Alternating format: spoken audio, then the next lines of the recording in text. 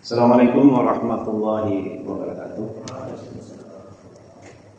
Bismillahirrahmanirrahim. Alhamdulillahi rabbil alamin. Wassalatu wassalamu ala asyrafil anbiya'i wal mursalin. Nabiyina Muhammadin sallallahu alaihi wasallam wa ala alihi wa ashabihi wa man tabi'ahum bi ihsanin ila yaumiddin. Rabbi shrah li sadri wa yassir li amri wahlul 'uqdatam min lisani yafqahu qawli. Raditu billahi rabban wa bil islam dinan wa bi Muhammadin sallallahu alaihi wasallam nabiyyan wa rasulan. Amma ba'd. Usikum wa nafsi bi taqwallah. Bapak Ibu jemaah subuh yang dirahmati Allah. Mari senantiasa untuk selalu kita bersyukur atas limpahan nikmat karunia Allah kepada kita semua. Hari demi hari kita akan mengakhiri tahun Masih kita 2025. Semoga amal ibadah kita bisa kita terus tingkatkan, tentu dengan harapan tahun-tahun berikutnya akan lebih baik daripada tahun yang sudah kita tinggalkan.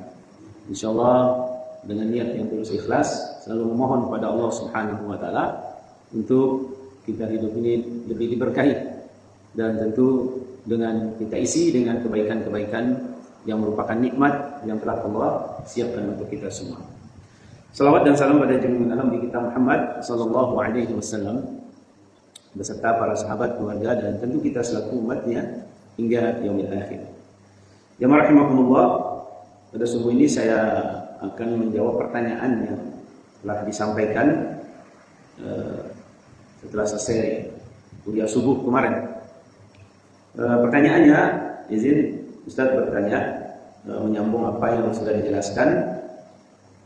Mohon dibahas tentang hadis Nabi yang menyatakan dalam sabdanya, jadidu imanakum, sampai 3 kali Rasulullah SAW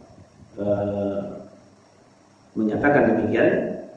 Kemudian ditanya kepada oleh sahabat, kaifan nujaddidu imanana ya Rasulullah. Disebutkan para sahabat bertanya, bagaimana cara kami memperbaharui iman kami ya Rasul. Kemudian Rasulullah SAW menjawab, aksiru min qawli la ilaha illallah. Nah, ini yang ditanyakan. Di sini pakai kata qaul, katanya, bukan pakai kata zikir. Ya, bukan pakai kata zikir. Apa maksud dan bedanya? Ya, karena kalimat la ilaha illallah yang bagaimana dan seperti apa maksud daripada hadis tersebut.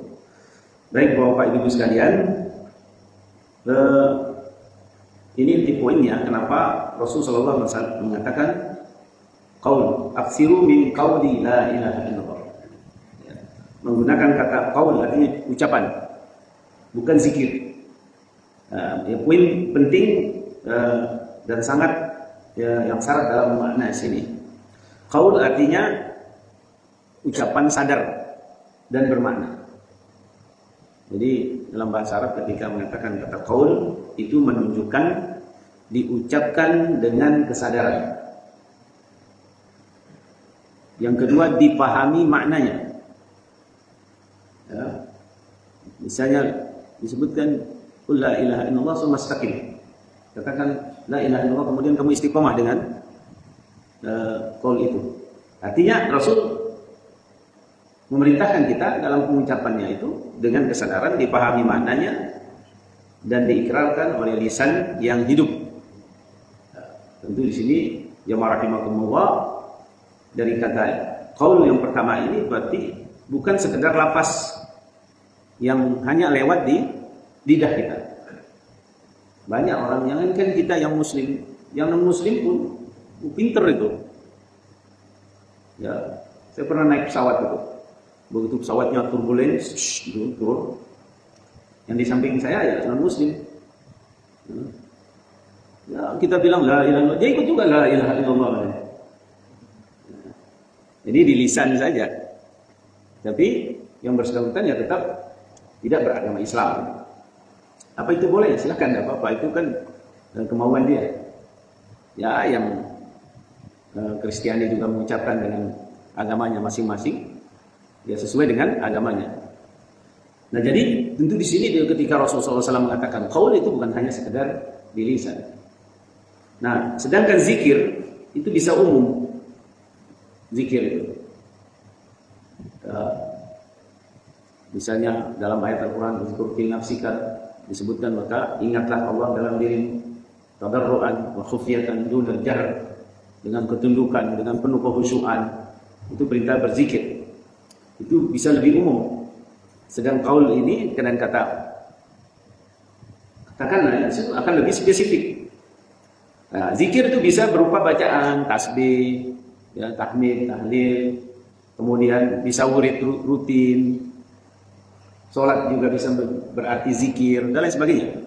Sedang qaul ini menegaskan pengakuan tauhid secara sadar. Artinya, iman yang diperbaharui itu bukan dengan pengulangan yang kosong, tetapi dengan pengucapan yang betul-betul dihayati oleh hamba Allah tersebut. Maka la ilaha illallah yang bagaimana maksudnya Rasulullah SAW di sini? Jadi bukan sekedar kalimat, tapi merupakan ikrar hidup. Ya, merupakan ikrar hidup. Apa makna hakikinya? Ya, sehingga Rasulullah SAW mengatakan memakai kata qaul. Ya. Jadi la ilaha illallah itu menafikan semua sesembahan. La ilaha arti kita menafikan semua yang kita anggap besar selain Allah Subhanahu wa taala.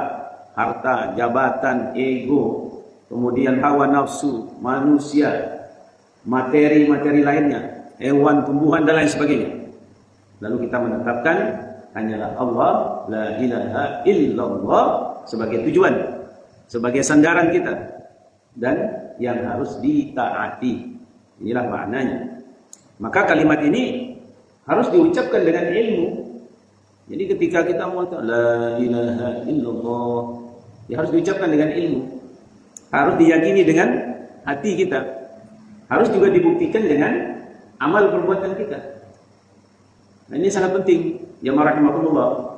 Sebagaimana Allah sebutkan di dalam surat Muhammad ayat 19 itu, fa'lam, jadi ketahuilah bahwa tidak ada sesembahan yang benar selain Allah Subhanahu wa taala. Jadi kita betul-betul diperintahkan seperti apa yang disampaikan oleh Rasul, bukan hanya perintah kosong. Nah, pertanyaan kembali, mengapa iman itu harus diperbaharui? Nah, ini poinnya di sini jemaah rahimahullah. Kenapa harus diperbaharui? Ya, karena iman itu bisa naik dan turun. Jadi disebutkan dalam hadis di situ, jadidu imanakum. Ya, disuruh kita jadi dulu. Jadi al-imanu yazidu wa yanqus disebutkan. Iman itu naik turun. Maka perintah Allah Subhanahu wa Rasulullah sallallahu alaihi wasallam, fajaddidu imanakum. Maka perbaharuilah iman itu. Karena kalau tidak, jemaah rahimakumullah, bisa dia berada di level yang paling rendah. Bisa menengah, bisa tinggi. Itu tergantung bagaimana manusia melihatnya, mensikapi hal tersebut. Yang kedua, kenapa disuruh perbarui iman? Karena biasa iman itu tergerus oleh dosa. Iman itu turun ya ke level yang terendah itu karena dosa. Karena lalai. Bisa seperti itu. Dan karena begitu fullnya rutinitas dunia sehingga lupa arti kehidupan yang sesungguhnya di situ adalah mengumpulkan bekal-bekal akhirat yang terbaik. Kenapa Allah siapkan dunia ini untuk tetap kita berladang. Berladang untuk kita petik kelak di akhirat. Nah, itu maksudnya. Bukan hanya sekedar mau hura-hura. Ya, rutinitas, bangun, kemudian sarapan, kemudian bekerja, balik lagi pulang, istirahat, tidur. Tidak seperti itu. Tapi jangan sampai rutinitas dunia itu menurunkan iman kita. Nah, inilah karena bisa seperti itu. Mengapa iman perlu diperbaharui? Ya, karena iman itu melemah tanpa tauhid yang terus kita harus teguhkan. Jemaah rahimakumullah, inilah kenapa iman diperintahkan oleh Rasulullah SAW untuk diperbaharui. Maka la ilaha illallah di sini diperintahkan oleh Rasulullah SAW bisa menjernihkan hati kita, bisa menguatkan iman kita, bisa pembaru orientasi hidup kita. Maka kalimat la ilaha illallah ini sangat tinggi sekali muatan keimanan, ketauhidan yang ada di dalamnya. Sehingga jamaah rahimakumullah, iman itu tidak cukup diwarisi, tetapi harus diperbaharui. Dan pembaharuan iman yang paling agung itu adalah dengan terus mengucapkan la ilaha illallah dengan sadar, dengan penuh kepahaman dan dengan penuh ketundukan. Sehingga bukan banyaknya lafaz yang kita diharapkan. Misalnya mengucapkan la ilaha illallah pokoknya 1000 kali tapi dia tidak paham. Itu 0,0. Dia mengucapkan 1000 kali tapi tidak diamalkan, 0,0 juga. Diucapkan 1000 kali tapi tidak diresapi dengan hati yang tulus ikhlas. Maka lafaz itu bukan banyaknya tetapi dalamnya penghambaan yang diharapkan oleh Rasulullah sallallahu alaihi wasallam. Dan itulah Bapak Ibu sekalian, mari setiap hari setiap kita bangun, gimana iman kita, tanya sendiri. Bertambah dengan apa iman itu? Bitta'ah, dengan ketaatan. Jadi semua ketaatan yang kita lakukan itu pasti iman itu stabil. Tetapi begitu kita tidak taat, silakan contoh Bapak Ibu sekalian. Di handphone kita itu banyak sekali fasilitas-fasilitas yang bisa merusak iman kita. Ada video porno, mau yang buka 0,1% ada, ya 0, sekian persen ada, yang 100% juga ada, yang 1000% pun ada, sesuai dengan keinginan kita. Cukup bapak-bapak, ibu-ibu ketik apa yang menjadi keinginan kita, keluar. Ada di situ tersedia. Maka tergeruslah iman kita, pasti turun. Ya. Begitu kita malas ngaji, yang biasanya rutin, itu biasa iman itu naik tergerus sedikit. Disibukkanlah kita dengan dunia. Padahal kita bisa ngaji 1 lembar, 2 baris, 3 baris, bisa. Tetapi syaitan selalu datang. Gak usah nanti aja lah ngajinya. Ntar digabung di maghrib, ntar gabung di isya, ntar gabung di subuh aja. Akhirnya kita ulur waktu, ulur. Akhirnya Pak, di waktu yang kita sudah rencanakan, tidak jadi lagi. Kenapa? Ada orang bawa rezeki. Wah, ini rezeki ini bagus ini katanya. Lupalah dia mengajinya. Jadi syaitan itu untuk menggerus iman kita itu perlahan Pak. Yang kita anggap paling sepele. Padahal yang paling sepele itu menentukan peningkatan iman kita di masa yang akan datang jauh lebih baik. Maka mari kita betul-betul melihat orientasi hidup kita dengan sebaik-baiknya. Kita kumpulkan dengan sebaik-baiknya apa semua yang bisa meningkatkan iman kita, mendengarkan yang baik, melihat yang baik, mengamalkan yang baik, menyebarkan yang baik. Insyaallah hidayah Allah selalu bersama orang-orang yang berbuat baik.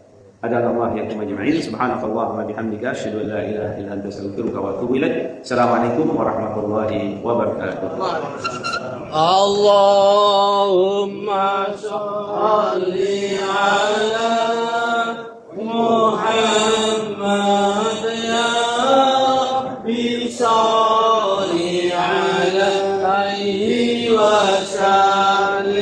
Allahumma shalli ala Muhammad ya Rabbi shalli alaihi wasallim. Allahumma shalli ala Muhammad Rasulullah ya Rabbi shalli alaihi wasallim. Habibullah la ilaha illallah malikul hakul mubin Muhammadur Rasulullah sadiqul wadil amin. La ilaha illallah